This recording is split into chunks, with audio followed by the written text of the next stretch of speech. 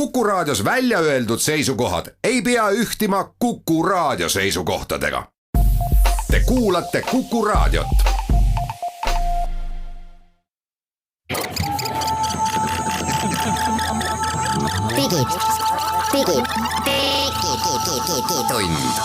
Digitund. Nutikad lahendused ja digitunni toob sinuni Elisa. Tere head kuulajad, 16. aprill on käes, digitund alustab tehnoloogia uudiste kajastamisega ja mina olen täna saatejuht Hans Lõugas, nagu ka iga teine kord ma olen Hans Lõugas, minu kaassaatejuht on Henrik Roonemaa. Millest me täna räägime? Me peame teile rääkima Jaapani, Skandinaavia telefonidest, mis on meil tulnud Eesti turule. Ja me räägime ka Eesti jalgratastest, millega Hans on siin proovinud sõita. Ja värsked uudised sotsiaalmeedia rindelt.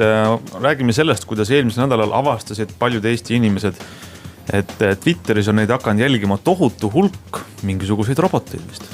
Ja Mark Zuckerberg käis USAs nii alam- kui ülemkoja ees tunnistusi andmas ja see oli kohati huvitav ja kohati väga meelelahutuslik.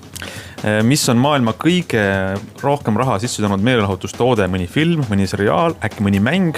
Mõelge, arvake, saate teises pooles räägime. Ja pikemalt räägime siis sellest, kuidas päästa Euroopat, kuidas päästa kooli ja mida tulevik laiemas mõttes meile üldse toob. Digitund. No nii, mis need on? Jaapani, Skandinaavia telefonid, ma üritasin siin teha huvitavaks meie saadet, kõik saavad aru muidugi, et tegu on Sonyga. Arvad, et saavad? Võib-olla ei saa ka. Sony on Jaapani tohutu elektroonikagigant, aga vist ei ole väga levinud see info, et need Sony telefoni seeria on ikkagi tuleb Skandinaaviast. Skandinaavia disain tähendab siis seal küljes, kes vähegi võrdleb praegust, ütleme siis kõige suuremate tootjate telefonide mudeleid, välimust kas või näeb, et selles Sony telefonides on mingisugune Skandinaavia hõng küljes. Ja meil on testis siis Sony XZ2 ja Sony XZ2 Compact. Nagu ikka. Need on jah siis uued Sony telefonid, mis jõudsid Eestisse ja Sonyl on olnud siin viimased aasta kuni 2 Eestis suhteliselt keerulised ajad, et mäletame, et Telia eemaldas need ju üldse oma tootevalikust ära.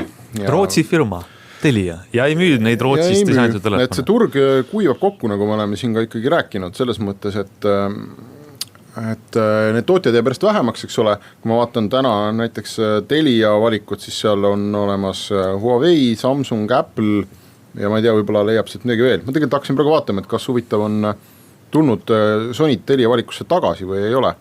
Aga no selle kohta, et võitjad võtavad nagu turu endale, ehk siis paar suurt, ainult operaatorid võtavad paar suurt telefonitootjat müüki, Apple, Samsung, Huawei ja väiksemad puksitakse välja. Jah, no teiste operaatorid, vähemalt Telise poes on küll uued Sonyd olemas, nii et eks näeb, mis siis Telia teeb või tee, aga et Sony on Eestis olemas ja ma ka vestlesin nende vastava ala spetsialistiga siin paar nädalat tagasi, et küsisin, et mis see Sony elu mõte siis nagu üldse on, et oli Eesti turul kadus, keegi otseselt nagu puudust ka ei tunne, et nüüd te olete tagasi uute telefonidega ja noh, eks ta ka üritas seda elu mõtet ju leida. Ja kas tuli midagi? No eks ta keeruline on, aga see on hästi palju selline brändingu ja turundusharjutus, et kui me nagu taandame või lõpetame nüüd selle turundus- ja müügijutu ja siin operaatorite tooteportfelli analüüsi ära, et keskendume telefonidele, siis ma ise proovisin nüüd terve nädalavahetus XZ2 Compacti, et suurest me saame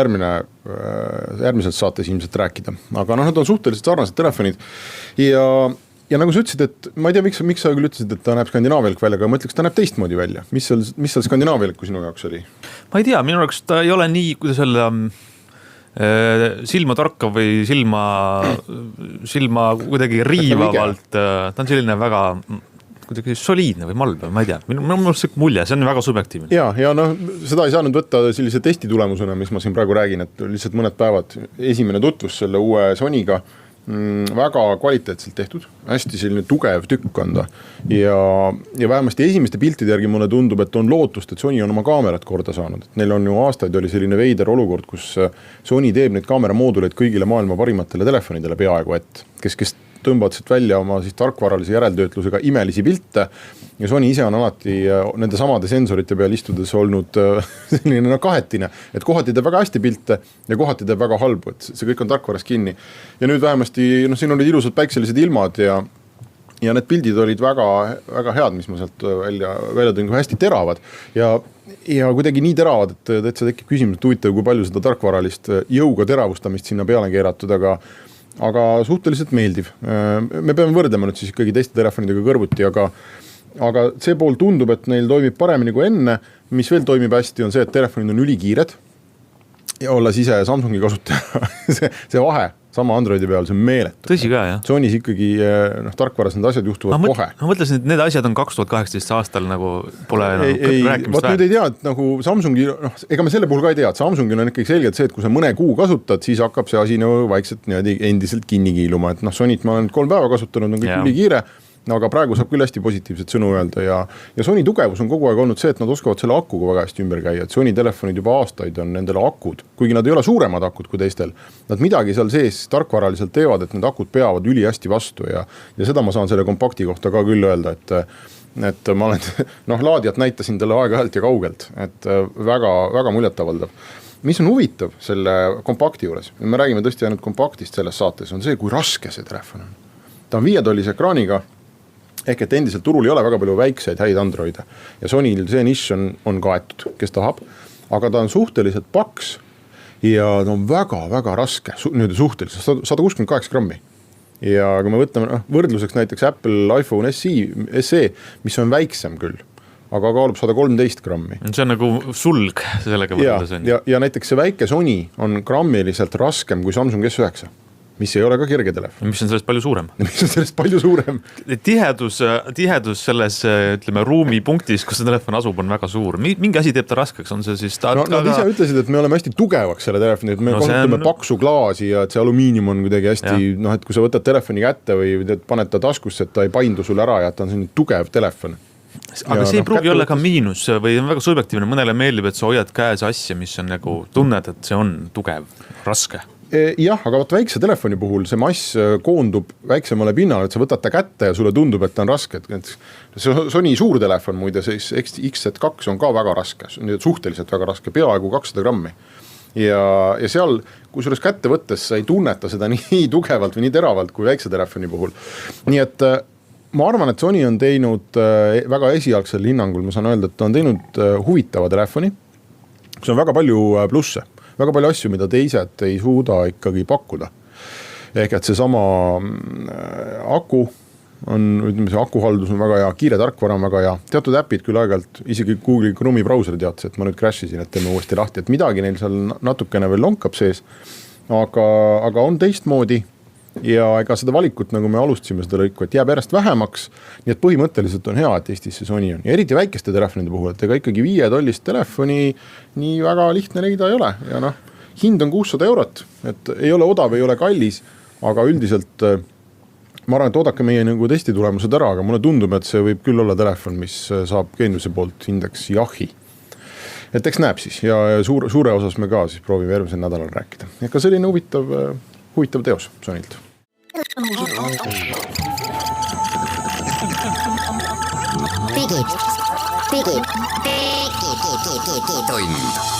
Digitund. Nutikad lahendused ja digitunni toob sinuni Elisa. Läheme digitunniga edasi.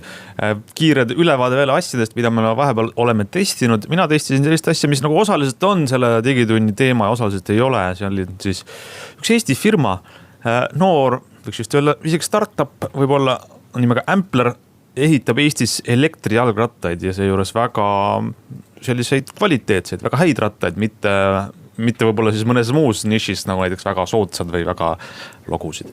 Ampleri rattaga ühega ma sõitsin ja sellele tegelikult ma testisin 2 Eesti firma toodangut, sest Ampler toodab elektriratast, aga selle sees on ka teise Eesti firma Co-Module siis elektroonika, mis teeb selle ratta selliseks lisavidinaks su telefonile, et sa saad Bluetoothiga ühendada telefoni rattaga ja siis kõik mõõta, mis rattaga teed.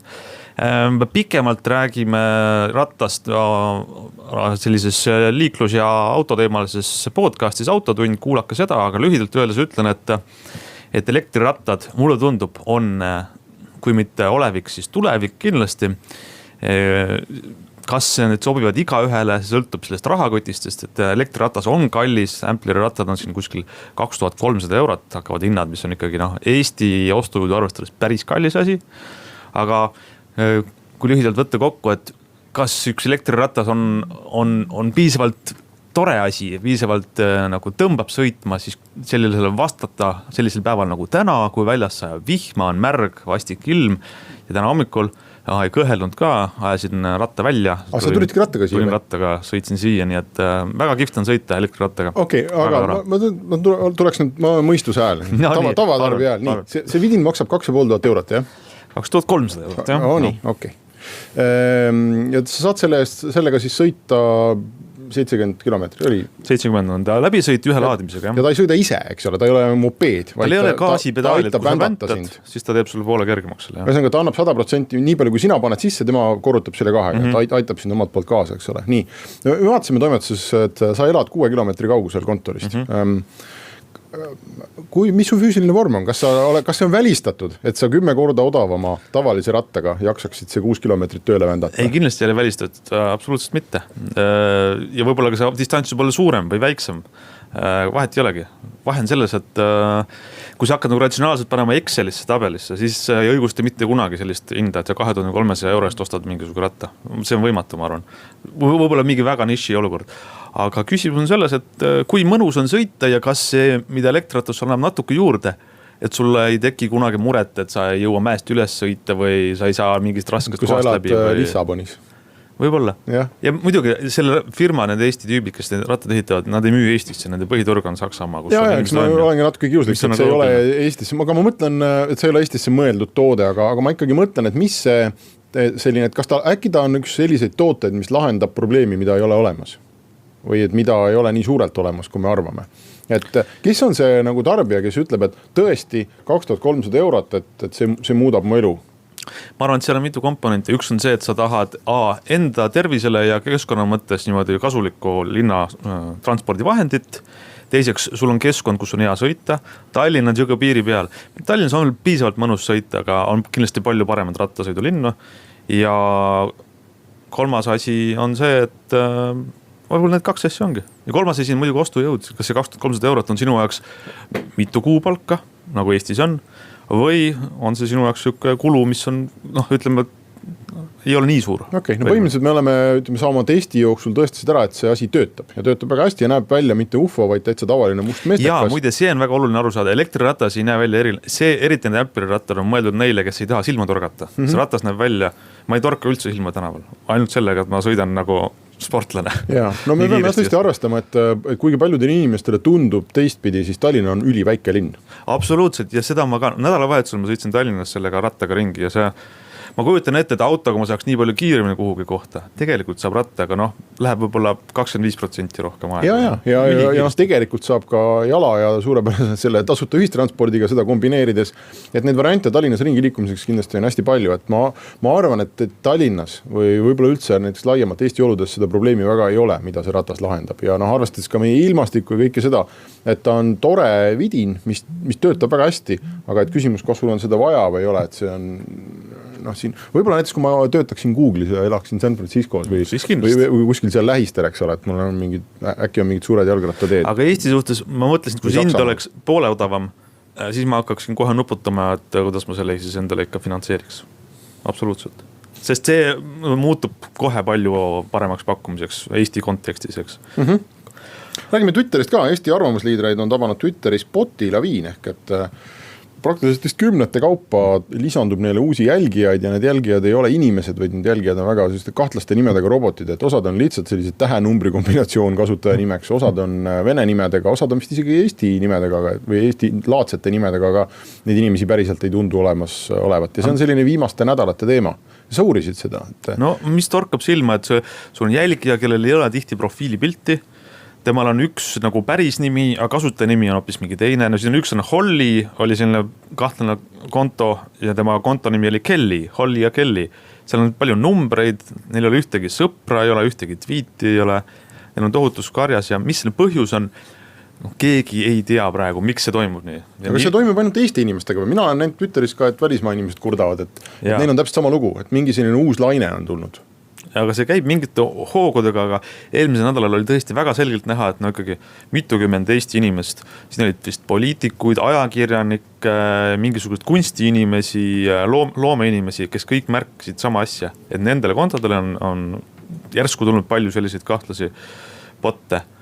Ja muidugi on see põhjus nagu spekuleerimiseks, et mis selle asja tagamõte on. No. Ilmselt aeg ütleb, meil ei ole põhjust. Aga mis on variandid? Üks variant on spämm ja reklaam lihtsalt, et neile tahetakse penisi pikendusi müüa läbi interneti. Teine on mingi desinformatsiooni kampaania või mingi poliitiline kampaania, mingi vaenulikult siis mõne vaenuliku riigi poolt. Jah. Mida ta teeb nende botidega? Näiteks, kui sul on näiteks, ma ei tea, 500 botti jälgib sind, siis 500 Twitteri kontot esitab kaebus, et sina levitad Twitteris mingisugust rassismi. Ja siis Twitter paneb su konto Twitteri automaatselt algoritm paneb sind kinni, eks ole. Võib-olla siis nad hakkavad see on nagu pomm. Ja või teine võimalus siis nad levitavad, nad jätavad mulje, et nad on Eesti kasutajaskonnas olulised kontod, sest nad jälgivad Eesti inimesi ja siis hakkavad siin mingit Eesti valeinfot levitama. Ma muide kahjuks, see on suhteliselt hirmutav, kui see on niimoodi. Ja mul on üks selline väike, moodne sõna on see data point või väike andmepunkt on, mis isiklik andmepunkt, mis seda tõestab, on see, et minuga seda ei ole. Ja mul on ka Twitteris tegelikult 5600 jälgijat praegu, mis Eesti oludes ei ole, ta ei ole ülisuur, aga ta ei ole kindlasti ka väike number, et ta on pigem suhteliselt suur number. Ja minul ei ole seda probleemi. Vot see on väga huvitav, et see ei ole nagu seotud kasutajate numbritega, et sul on tõesti rohkem jälgijad, sul ei ole neid tulnud, aga ma vaatasin paljud väiksemad kontod, inimesel ei ole 1000 jälgijad, nendel on tulnud neid botte. Nii et keegi on teinud kuskil ühe valiku, võtame need kontod oma sinna sihtmärgiks ja paneme need botid külge. Ja mul on, ma arvan, miks ma ütlen, et miks on andmepunkt, on see, et on paar asja, mis mul on teistmoodi kui teistel inimestel. Et esiteks mul on Twitteris sinine verified plönn, et ma olen Twitteri jaoks siis nagu kas VIP kasutaja või kõrgem, ma olen verifitseeritud, eks ole, neil on minu dokumendi koopia, nad teavad, kes ma olen. Ja et need sinise plönniga kasutajad on Twitteri jaoks usaldusväärsemad ja ma arvan, et neid on raske pommi otsa panna. Selle vastu räägib see, et meil oli meie artiklis Sten Tamkivi kommenteeris ja temal on ka sinine plönn, aga temaga oli ka see sama asi juhtus. Ja nüüd teine asi on see, et ma ei kirjuta inglise keeles välismaailmale. Ma kirjutan nagu Eesti sees, et mind ei saa vaadata kui Eestist nagu välismaale info jagajat.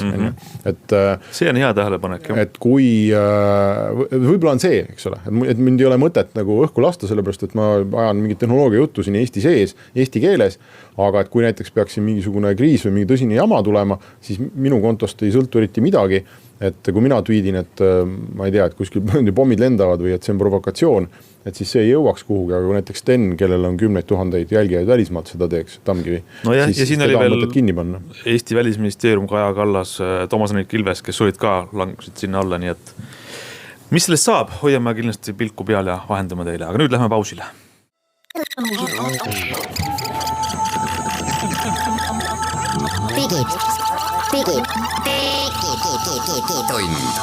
Digitund. Nutikad lahendused ja digitunni toob sinuni Elisa. Digitund läheb edasi ja meil on nüüd saates külaline, me ei räägi enam ainult omavahel, meil on külas Alar Kolk Euroopa Innovatsiooniakadeemiast. Nii, ma võiksime alustada, me räägime tulevikust ja väga põletavast küsimusest, mis juba põletab meid siin ikka väga tükk aega, et kas robotid võtavad töö ära ja kas me hakkame Marsil käima suusatamas ja kõigest sellest ja haridusest ja Euroopa rollist selle juures, aga ma alustaks, Alar, sellest, et tutvustaksin või tutvusta ise ennast, et mis asi on Euroopa Innovatsiooniakadeemia ja mis su taust on, millega sa tegeled? No Euroopa Innovatsiooniakadeemial on väga lihtne eesmärk, me tahame Euroopat ära päästa. See on hea eesmärk. Ja tundub, et Euroopa on suures hädas. Täna teie hommikust ka saadet kuulates, no millest te rääkisite? Te rääkisite, et Aasiast on tulnud veel paremad mobiiltelefonid, kui on siiamaani Samsung, mis on ka Aasiast. Siis käisite seal San Franciscos korra rääkimas ja lõpuks rääkisite jalgratast, mis võib-olla siis peaks Eesti ära päästma. Nii et 2 asja, Euroopa vajab päästmist. Nii kaua, kui me neid Netflixe vahime kogu aeg USAst, mis saadetakse meile Californiast ja mobiiltelefoni elektroonikat otsima Aasiast, siis Euroopal kasvu nii-öelda tulevikku ei ole. Kas siis mul kohe teeks küsimus, kas Euroopa Innovatsiooni Akadeemia aitab kaasa, et meil oleks Euroopa Netflix ja Euroopa head telefonid yes, seda me täpselt teemegi ja täna me siin stuudios ka väga rohkem ei oska nimetada, et võib-olla nimetame selle Spotify ära, kes praegu IPO teeb ja siis me teame oma Skype'i ka ja ka keskmine eurooplane ei oskagi midagi rohkem öelda, et mis need uue majanduse ettevõtted on, mis siis uue majanduse peakski nagu looma. Mis asi see Euroopa Innovatsiooni Akadeemia on, et see nimi kõlab hästi uhkelt, eks ole, et see kõlab nii nagu Romano Prodi ja Lennart Meri ise oleks kokku leppinud, et tuleb selline asi teha ja siis tehti. No peaaegu see nii oligi, aga laias laastus, ega see missioon on meil täita seda, mida siiamaani muidugi võib-olla ülikoolid ei ole hakkama saanud ja Euroopa mitmed nii-öelda riiklikud initsiatiivid ka ühelt poolt luua neid uusi ettevõtteid. Neid uusi ettevõtted, mis siis 50 aasta pärast hakkavad majandust üleval hoidma, sest vanad surevad ära. See on see tuntud nii-öelda creative disruptioni nagu lugu. Ja teiselt poolt me aitame siis juba tegutsevaid ettevõtteid digitaliseerida. Et kui nad on siiamaani oma äri ajanud sellise tavalise toote või teenusega, et kuidas saaks seda siis ära digitaliseerida ja ühe osa robotite kätte anda. Aga see akadeemia ise, et kas te olete nagu kõrgkool või te olete mingi kõrgkooli osa või kelle oma, mis asi see on selline? See on non-profit avalik asutus. Nii nagu on siin paljud ülikoolid meil MTÜ siis põhimõtteliselt. Sihtasutus konkreetselt Eestis registreeritud ja see asutati siis, kui Skype sai müüdud Microsofti jaoks ja Microsoft oli esimene toetaja, kes siis sellise esimese tuule tiivadesse andis. Te tegutsete siis tehnoloogiaettevõtete raha eest või avaliku raha eest? Ei ole avaliku raha, et tehnoloogiaettevõtted pluss siis on ikkagi koolitame inimesi ja ettevõtteid, kes siis maksavad selle koolituse eest. Nii et siin midagi riiklikku ei ole, see on puhas akadeemia kõlab nagu teadustegevus või, et sellega te ei tegele või tegelete? No me otseselt teadustegevusega ei tegele, aga jah, kuna meil on partnerid eelkõige Californiast, ülikoolist ja ülikoolidest ja ka Euroopas, siis nemad on need, kes siis selle teaduspoole ja õppeainetele ka punkte annavad ja õiged metoodikat paika panevad tehnoloogiatele ja robotitele ja nii edasi. Kas te olete siis, kas see on Eesti asi või ongi selline kuidagi üle Euroopalik? Ta sai Eestist alguse, aga täna siis tegutseb oluliselt rohkem mitmes Euroopa riigis, Prantsusmaal, Itaalias, Portugalis. On laienenud ka nüüd tegevused Hiina, mis on siis innovatsioonikapital või pealinn järgmiseks 20 aastaks täiesti kindlasti. Ja Araabias on siis veel oma programmiline tegevus, mis siis keskendub ainult Araabia riikidele ja Araabia tudengitele, kes siis neid uusi tehnoloogia tasandil tahab. No kui ma tulen selle küsimuse juurde tagasi, mida Henrik siin sissejuhatuseks küsis, et kas siis teie seal tegutsete selle nimel, et inimesi kaitsta selle eest, et robotid võtavad töö ära või siis arendada neid roboteid, mis võtavad inimestelt töö ära, et tehnoloogia või see muutus, kuidas sellega kohaneda? No meie kaitsmisega ei tegele. Me oleme need teisest parteist, need, kes aitavad neid roboteid sünnitada, ellu tuua ja neid panna tegema midagi sellist, mis eelkõige ettevõtetel on vaja ja mida klientidel siis tulevikus on hea kasutada. Nii et me aitame neid roboteid sünnitada ja käima panna. Olga, kas robot tegelikult, mis me räägime? Robot on metafoor, eks nagu konkreetselt robot on ka erinevates tootmises tehnoloogias, aga mis kõige rohkem laiemalt meie elusid puudutab, on see, et meil on üha rohkem infot ja see on automaatselt liigub ja inimesel pole vaja infot liigutada enam. Kas ma saan õigesti aru? Jaa, see on üks pool, aga üks päris uus asi, ütleme kaks põnevat teemat, mis on just ära küpsend ju sisuliselt, me võime öelda 14 kuu jooksul. Et esimene asi on, et arvutid saavad aru kõnest. Et 16 kuud tagasi veel ei saanud. Nüüd on meil olemas tehnoloogia, nad saavad aru ja teevad väga vähe vigu. Teine tehnoloogia, mis küpses ära, nad saavad aru piltidest. Vaatavad peale kassile ja vaatavad peale teistsugusele kassile, saavad aru, mis tüüpi kass on. Ja seda meil ka 16 kuud tagasi ei olnud. Ja võib-olla kolmas aspekt, mis on eriti huvitav, mida me pole kunagi varem näinud, et tehnoloogiad on võimelised õppima. Keerulise sõnaga machine learning või masinõppe tehnoloogiad. Ja kui me need 3 komponenti nagu kokku kokku paneme, siis me saame tegelikult täiesti uue sellise enterprise'i või täiesti uue ettevõtte nagu mudeli. Et sul on tehnoloogia, mis suudab õppida ise. Et me enam nüüd selliseid valmistooteid ja teenuseid ja tehnoloogiaid ja firmasid ei arenda, pigem arendame sellise õpivõimelise ettevõtte. Ja seda me ei ole varem näinud. Kui hästi need on, kuidas öelda nüüd siis, jaotunud üle maa laiali, et kas need, mida sa just mainisid, need 3 väga tähtsat komponenti, kas need on mõnede maailma tippettevõtete, tippkeskuste käes, need trumbid, millega nemad siis teevad uusi tehnoloogiaid või on need asjad, mida tegelikult saaks ka siis laiemalt tavalisem, niivõrd kuivõrd tavalisem ettevõtte inimene kuidagi rakendada enda hea? See on väga hea küsimus ja eriti on see aktuaalne küsimus, kui me vaatame televiisorist praegu, kuidas Zuckid, Mark Zuckerberg grillitakse seal nende tehnoloogiate ja andmete eest. Nii et nad tõesti on koondunud mõne ettevõtte kätte, need uued tehnoloogiad, aga mis on teine pool põnev on see, et need ettevõtted on andnud tehnoloogiad oma ärimudelist tulenevalt tasuta või väga väikse raha eest kasutusse. Kui me võtame kõik need chatbotide tehnoloogia, mida Facebook pakub või Google'i poolt API.A või TensorFlow ehk masinõppeprogrammid, need on sisuliselt olematu rahaga. Sisuliselt iga tudeng, iga noor inimene võib võtta selle tehnoloogia natukene sellega mässata ja saab üles seada oma uue toote või teenuse. See on jälle teine asi, mida me ei ole näinud. Tehnoloogiad on nii ära demokratiseerunud, igal ühel on sinna nii-öelda ligipääs. Nii et võiks olla kokkuvõte, et sul ei ole vaja maailma tippteadlast masinõppes, aga sul on vaja vähemalt ühte tudengit inimest, kes oskab seda tehnoloogiat sinu jaoks tööle panna või mingi... Just ja sellepärast meie nagu usk on eelkõige noortesse ja eelkõige siis ülikoolide ja kõrgkoolide noortesse, sest et on väga vähe usutav, et vanemad inimesed ja vanemad ettevõtted siis neid uusi tehnoloogiaid käima paneks. Nii et meie arvame, et Euroopa saab kasvada, sealhulgas Eesti saab kasvada siis, kui noored inimesed, tudengid on rohkem ettevõtlikud ja võtavad need tehnoloogiad, mis on just valminud ja kõigile kätte saadavad ja panevad nad ettevõtete jaoks tööle. No meil siin Eestis, kui me oma selles mullis elame, eks ole, et siis meil on üsna selline vankumatu arusaam, et meil Eestis on tehnoloogiaga ja rakendamise ja sellise innovatsiooniga väga hästi, aga need seal Euroopas on ju, et need on täitsa lootusetud, et mida lõuna poole lähed, seda hullemaks asi läheb. Kas see on tegelikult nii, või kui sa käid ringi ja näed või ei ole? No 2 aspekti. Eestis on muidugi hästi ja nii tore on ka seda kogu aeg rääkida, et on hästi ja sest paljude tehnoloogiates ja valdkondades me tõesti oleme kaugele jõudnud. Jama on see, et kui me võtame Eesti ja Euroopa, siis me üksi ei päästa seda Euroopat ära, eks ju, et me oleme liiga pisikesed. Aitab meist, teeme siin oma startup'e ja müüme ameeriklastele maha. No ei aita, ma arvan, nii kui midagi Euroopaga juhtub siin, kas Põhja-Euroopas või Saksamaal, siis on meie majandustega kohe kutu, me ju ise endale ei tooda endale midagi, ja idasse me ka ei taha müüa, nii et kui Euroopal ei lähe hästi, siis meil ei ole šanssu mitte kuidagi meil hästi minna. Nii et meie mure on nagu muul, et Eestis on hästi, mis puudutab tehnoloogiate ja innovatsiooniga, aga mis Eestis ei ole hästi, samas ka Euroopas, on ettevõtjate ja vahest ka noorte ettevõtjate ambitsioonikus on väga väike. Et ütleme, kui natukene sihukest grillida ja nalja teha teile siin tagasi hommikusuunas, et see on ju lahe, nii põnev on ju rääkida, et keegi tegi jälle uue jalgratta ja nišitoode ja võib-olla ta müübki 20 jalgratast ära ja see on ju nagu nunnu, eks ju.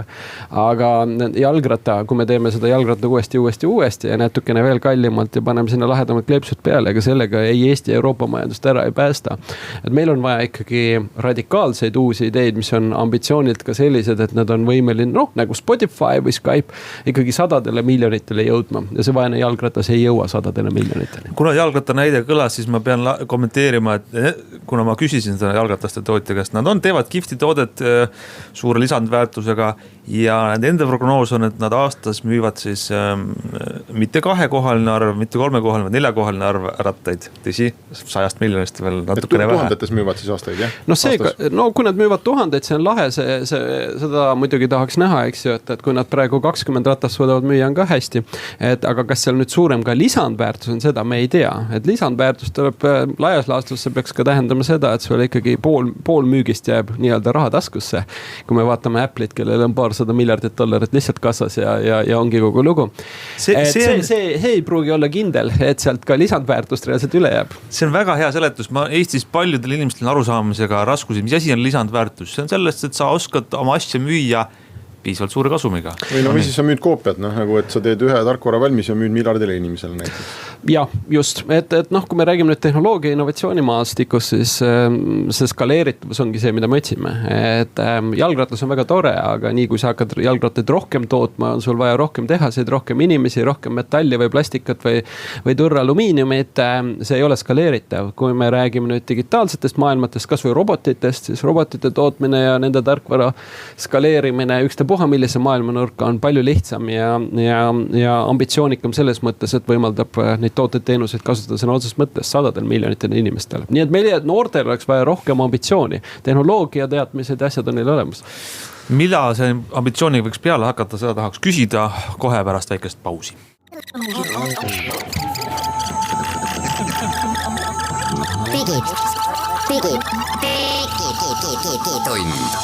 Digitund. Nutikad lahendused ja digitunni toob sinuni Elisa. Digitund jätkub, me räägime Alar Kolgiga siis Euroopa tehnoloogia tulevikust. No Alar, sa esined sel nädalal Eestis üle-euroopalisel kõrghariduse konverentsil Eurashe ja sinna tuleb mitusada kõrgkooli juhti ja valdkonna eksperti kokku üle Euroopa ja sul on ettekanne Save Europe and your school ehk päästa Euroopa ja oma kool. Mis siis nüüd, sa räägid seda kooli juhtidele, eks ole, kõrgkooli juhtidele, mis nad siis tegema peaks? No ega seal väga palju valikuid ei ole ja Eurashe konverents adresseerib, ma arvan, nagu väga seda konkreetset probleemi, et mis me siis teeme, et ega vähe loota, et valitsused ja riigid hakkavad meile hullult palju raha juurde andma, eks. See on väga vähe usutav. No rahaks, ega sellega ka üksinda ei. Sina ikkagi räägid mingist mõtteviisi. No siis loodame, et äkki tuleb tudengeid juurde kuskilt, eks ju. Vaevalt ei tule, eks ju, kuna meie piirid on ka nii kinnised, eks ju, et ka ei tule ja vaevalt, et nad sellest väga maksma ka Euroopas hakkavad. Et põhimõtteliselt arutame seda ja mina räägin seda, et ainuke võimalus neil ongi tegeleda rohkem ettevõtlusõppega, et see ettevõtlusõppe oleks nagu põhiasi, mida reaalselt koolis kõik peaksid läbi käima, et need teadmised mingi tehnoloogia vallas, mida nad ka õpivad, jõuaksid ka toodete ja teenuste ja firmadele inimesteni.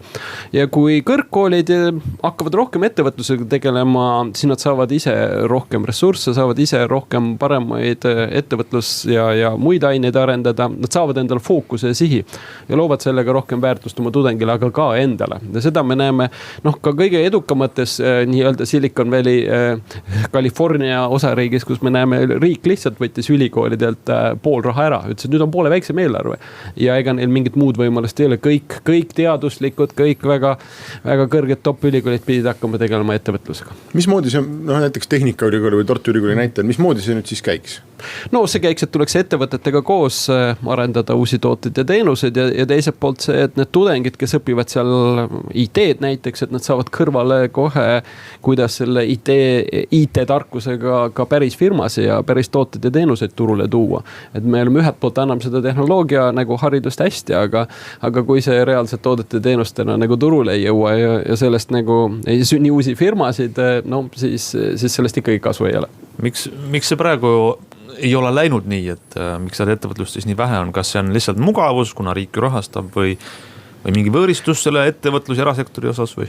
No ma arvan mõlemad, et siiamaani on ju mõnus olnud, et riik annab raha peale ja siis õpetame neid ained, mida riik tellib ja ongi lugu, eks ju. Aga nüüd me tegelikult näeme, et riigil need raha võimalused ju tegelikult jäävad järjest väiksemaks.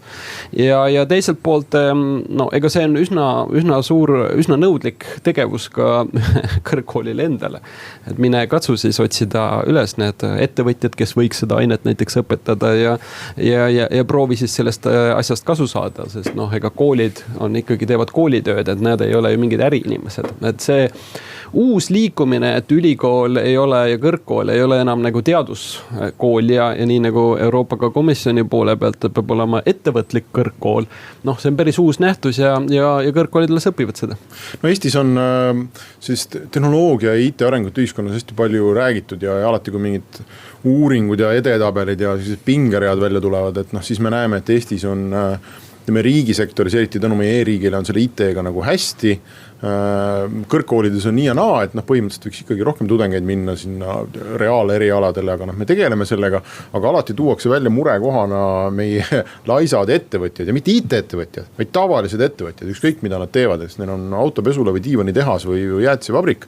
et vot nemad on nagu see meie murekoht, et noh, et see erasektor üldse ei viitsi tegeleda tehnoloogiaga ja noh, vaata, et raamatupidamine on ka veel, eks ole, kladedes, mitte veel arvutites. Kuidas selle poolega on? No tegelikult sellega on jube hästi, et need, kes ei viitsi, surevad kohe ära ja ongi kogu lugu. Ja tänu sellele, et need uued tehnoloogiad tulevad nii odavalt, peaaegu ilma rahata sellise massiga praegu peale, siis seda kiiremini see suremine ja tapmine käib. Et noh, sellega on väga lihtne, sest ellu jäävad need, kes sisuliselt suudavad digitaliseerida ja meil täna on olemas ka siin samas Eesti ettevõtted, kes väga traditsioonilisi valdkondi tahavad ära digitaliseerida. Kes tahab kohvikut teha, anda robotite kätte, kes tahab sauna ära digitaliseerida äppidega. Et need ettevõtted meil on olemas, nemad jäävad ellu ja kõik teised surevad ära, sest nad ei suuda seda räägitud lisandväärtust ega tootlikkust toota.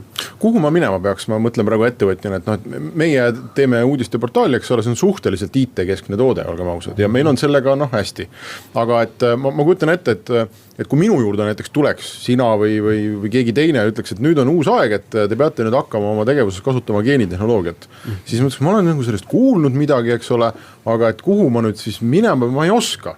Et mul on tõesti võib-olla lõpuks tunne, et jah, ma tõesti peaksin selle geenitehnoloogia meie portaali kuidagi integreerima, aga ma ei oska mitte midagi teha, ma ei saa aru, mis see tähendab, ma ei saa aru, kuidas ma peaksin uudisteportaali ja geenitehnoloogia siduma. Et ma arvan, et nendel tavalistel ettevõtjatel on IT-ga täpselt sama asi, et kõik räägivad, et pane nüüd IT sisse sinna, teed diivaneid, homme teed IT-ga. Muidu sured ära. Mis see tähendab üldse, kust ma alustan? Kust alustama siis peaks? No siin on Robicond igasuguseid programme tehtud, on igasuguseid kiirendeid on tehtud ja häkatone tehakse ja on ka kõik ülikoolid on riigi raha eest endale ehitanud sellise ettevõtluskeskused. Siin on olemas need kohad, et tuleb lihtsalt osaleda nendes uutes moodsates õppeprogrammides. Ta peab leidma mingi töötaja enda juurest, mine vaata, mis nad seal räägivad. Just, äkki tuleb mõni mõte. Just, aga teine viis, mida sa saad ka digitaalselt teha, sa võtad interneti lahti ja võtad näiteks lahti Upwork. Upwork on selline digitaalne plats, kus sa saad palgata üle interneti väga väikese rahaga endale inimesi, kes hakkavad sulle neid digitaalseid ideid lahti mõtlema.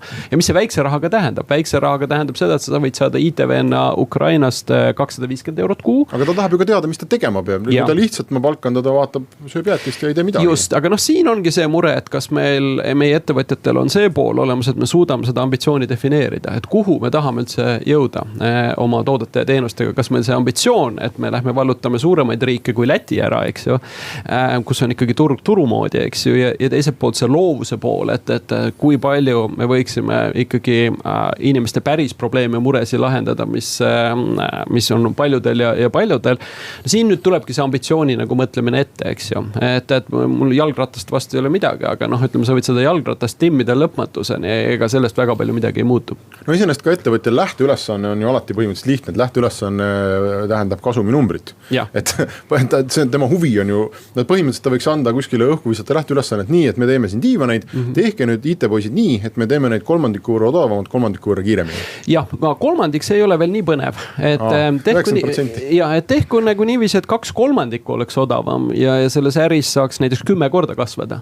Et kui see diivani ärimees teeb praegu seal miljoni ära, et proovigu panna kiiresti plaan paika, aga mis siis, kui me peaks 10 miljonit tegema? Ja mis siis, kui näiteks 2/3 kulusid tuleb ära lõigata? Et need on need nagu küsimused, mida meie oma programmides paneme nii-öelda ettevõttele nina alla ja küsimus on väga põnev, et ega see aeg, kui sa mõtled selle peale, et kas kasvada 10 korda või kasvada 10%, selle väljamõtlemiseks aeg on ikkagi sama.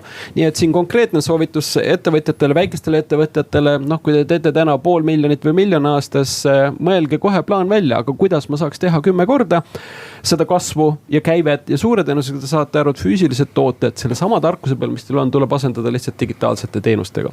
Et hakkad tegema Facebooki mängudesse virtuaalseid tiivaneid. Virtuaalseid tiivaneid, loomulikult, eks ju, et miks mitte või teine asi, teete tarkvara, kuidas tiivaneid tellitakse, eks ju, või teete mingisuguse marketplace'i või arendate chatboti, kes suudab tiivani tellimist teenindada kõikidel mööblitootjatel.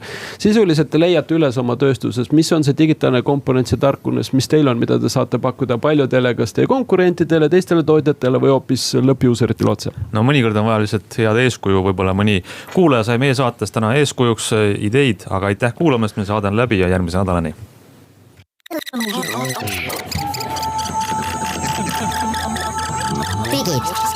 Digitund. digitund. nutikad lahendused ja digitunni toob sinuni Elisa.